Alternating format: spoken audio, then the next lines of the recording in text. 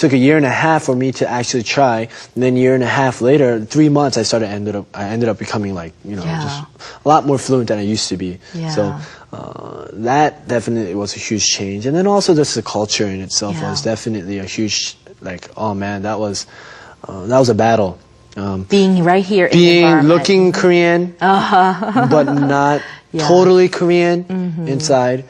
But not totally American either, because even though I grew up in the States, it's not like there was always that sense of, oh man, I'm Asian. Household. I'm Asian. I'm Korean American. I live in the such a Korean culture within the Korean household. So there was like this mixture of identity. And so when I got to Korea, it was really tough to kind of take that in and accept that. Yes. And then but then I think when it comes to culture, you just need to accept it and just roll with it, and it just takes time. Yes. As long as you have an open heart about it and an open mind about it, That's it's true. something easy. It's easier than it would be, but. That was pretty tough. So this is that moment where we had that shooting star moment. A great expression to know earlier when Tim was saying a lick of Korean. I didn't know a lick of Korean. When we use that expression, lick of Korean, meaning that you didn't know a word of Korean. 한 단어도 몰랐다. 한국말이 너무 어려웠다. So when we're learning English, it's the same thing. Oh, I didn't know a lick of English. 영어가 너무 힘들어서 한 단어도 모르겠다. So this is a good expression to know. A lick of Korean. But now look at you, Tim. I mean, your Korean is just oozing out. Yeah, I'm trying not to use it right now. No, be comfortable in whatever language you want to speak, Afrikaan. Curious to know, what was your reason to decide to become a singer? And if you had someone that influenced you as a singer, who influenced you the most? I've always sang since I was young. That influence came from my parents. My father being a pastor. Oh, okay. They love hearing worship songs and praise songs, and so they would make us sing and do all these different things, and that ultimately led to me going to elementary school and learning music, and then kind of I guess in that, like, finding who I was as a singer, even at a young age. Being a soloist and stuff like that, and pretty much that's how I got to the point that I am at now. But it wasn't that I was dreaming of becoming a pop star. I mean, but it was such a goal or a dream that was so far away from me. Yeah. I was kind of like, let's just take it one step at. I was very realistic. Like, let's just take it one step at a time. I'm gonna graduate high school, go to college for a major in pharmaceuticals, and maybe do music on the side. Because I don't want to be a starving artist. Right. But then once I graduated high school, this opportunity came out where there was an audition, or a manager came to the States and he heard me sing, and he asked me to send in a tape, and I sent it in tape, and all this, and the ball was just rolling. And what ultimately led me to say, okay, fine, I'm going to really do this was, I don't want to sound all preachy, but it was because I knew that God gave me this opportunity, and through this opportunity, I wanted to be a blessing to Him and to whatever He wanted me to do, and through this industry, and to give glory to God in whichever way it was. So that was my main purpose of me becoming a singer. My main influence as an artist. I have so many. I mean, because I grew up listening to R&B, but then also doing classical music and jazz music.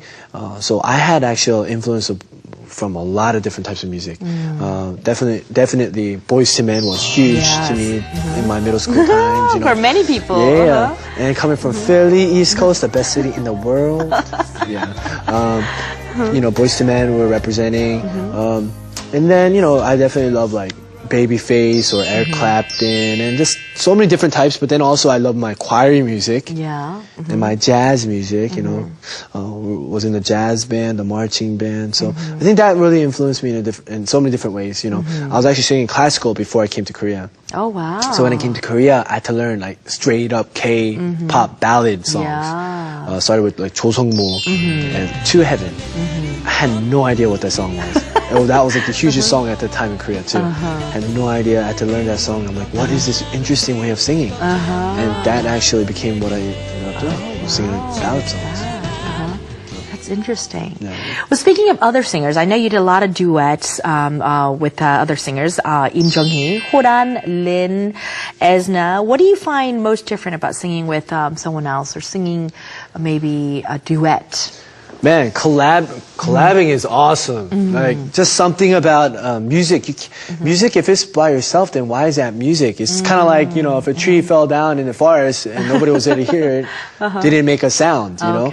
As a musician, you have to have somebody to hear it, and you need that unity within that relationship. And that's why I love music, because it's always about people. Yeah. And so when you're collabing with people, you just feel that even more. Yeah. Like their talent, their story, their feeling and emotion mixed in with what you have. Right. And that's so much, it's just so much fun when you collab. And so I had an awesome opportunity to sing with such a long, like a huge array of people, like honestly from like 이승철 선배님, I had the opportunity to sing with him on stage, and like even Kim Jong-guk 형, Jong-guk young, and then I was like, you know, even like you said, Horan or Lin or Im Jung-hee, like, you know, it was just awesome. You just learn from people like That's that great. and what they do. So, Is there a particular duet maybe you might want to sing with somebody, any female or male? I even told 박정현 누나 too. Like I was like, Nuna, like back in the day, you know, 'cause I was a huge fan of hers, of course. Lena and I was Park, like, yeah? Yeah, I was like, yo, I would love to have sang a duet with her too. And I know